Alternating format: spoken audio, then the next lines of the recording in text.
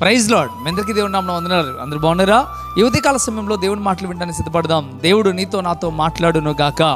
దేవుని యొక్క వాక్యాన్ని ధ్యానం చేద్దాం. సామెతల గ్రంథం 28వ అధ్యాయం 20వ వచనాన్ని మనం ధ్యానం చేద్దామా? నమ్మకమైన వానికి మెండుగా దీవెనలు కలుగును. దేవుడు చెప్తున్నాడు, మెండుగా దీవెనలు కలగాలంటే నువ్వేం చేయాలంటే నమ్మకంగా ఉండాలి. నమ్మకంగా ఉన్నవాడినే దేవుడు మెండుగా దీవిస్తాడు. చాలామంది దేవుడు నన్ను దీవించాలని ఆశ ఉంటుంది, దేవుడు నన్ను ఆశీర్వదించాలని ఆశ ఉంటుంది. కానీ ఆశీర్వదించబడలేకపోవడానికి గల కారణం ఏంటంటే దేవుని సన్నిధికి రావడమే కాదు, దేవుని సన్నిధిలో నమ్మకంగా ఉండగలగాలి.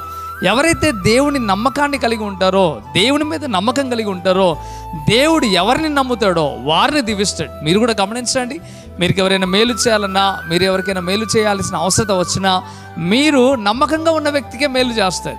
అదే ఆ గుణం ఎలా వచ్చింది అనుకుంటాను మీ దగ్గరికి? అది దేవుడు కలుగు చేసిన గుణం. ఈ రోజున దేవుడు అది కూడా అదే మాట్లాడుతున్నాడు.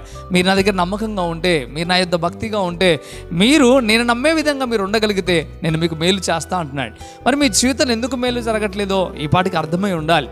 ఎందుకు కలగట్లేదయ్యా అంటే దేవునికి నమ్మకం కలిగించేలాగా ఉండట్లే. దేవునికి నమ్మకం కలిగితే తప్పక దేవునికి మేలు చేస్తాడు. ఉదయకాల సమయంలో స్పష్టంగా నీతో మాట్లాడుతున్నాడు. ఎక్కడైనా దేవునికి నమ్మకంగా ఉంటావా? దేవునికి నమ్మకం కలిగేలాగా జీవిస్తావా?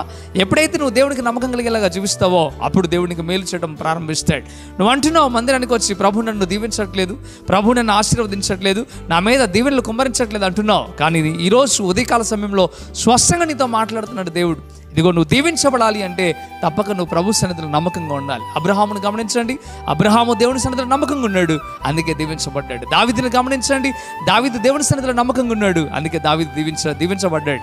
ఎలా భక్తిపరులు, ఎంతోమంది భక్తిపరులు దేవుని మీద ఆధారపడ్డారు కనుక వారు దీవించబడ్డారు.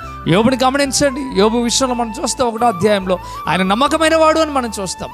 ఆ నమ్మకంగా ఉన్నాడు కనుకనే యోబు 2వ ఆశీర్వాదాన్ని పొందాడు. ఈ రోజు నీ కుటుంబంలో, నీ సమస్యల్లో, నీ ఇరుకుల్లో, ఇబ్బందుల్లో దేవుడు తోడుండాలంటే తప్పక నువ్వు దేవునికి నమ్మకంగా ఉండాలి. దేవుడిని దీవించాలి అంటే తప్పక నువ్వు దేవునికి నమ్మకంగా ఉండాలి. ఈ దినం మొదలుకొని దేవునికి నమ్మకంగా ఉండడానికి ప్రయాసపడు. దేవుడు తప్పక నిన్ను దీవిస్తాడు, ఆశీర్వదిస్తాడు. ఈ మాట నీ జీవితంలో భద్రపరచుకో, నీ గుండెల్లో భద్రపరచుకో. ఈ మాట ప్రకారం బ్రతకడానికి ఇష్టపడి ఉదయకాల సమయంలో దేవుడు స్పష్టంగా మాట్లాడుతూ ఉన్నాడు.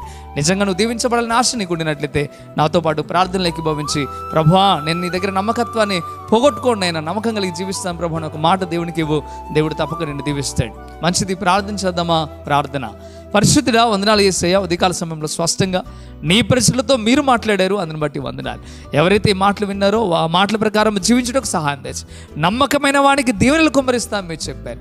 నీ నామంలో ఆ బిడ్డలకు దీవెన కుమ్మరించబడును గాక, నమ్మకంగా ఉందురు గాక. ప్రభు మీకు వందనాలు అయ్యా. నీ సన్నిధిలో నమ్మకంగా యథార్థంగా ఉన్నవారు ఎంతోమంది దీవించబడ్డారు నాయన.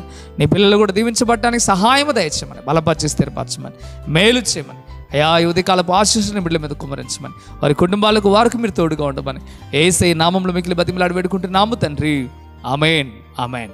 మంచిది ప్రియమైన బిడ్డలారా, ఈ వాక్యం ద్వారా మీరు బలపరచబడినట్లయితే తప్పక కృపా TV India YouTube channel subscribe చేయండి. అదే రీతిగా మీరు లైక్ చేయడం ద్వారా అనేక మందికి సజెషన్గా వీడియో పంపించడం జరుగుతూ ఉంటుంది. అంతేకాకుండా మీరు షేర్ చేయండి. అనేకులకు షేర్ చేయడం ద్వారా మీరు సువార్త ప్రకటించిన వారు అవుతారు, అనేకులను బలపరిచిన వారు అవుతారు. ప్రభు మిమ్మలను, మీ కుటుంబాలను దీవించును గాక. ఆమేన్. God bless you.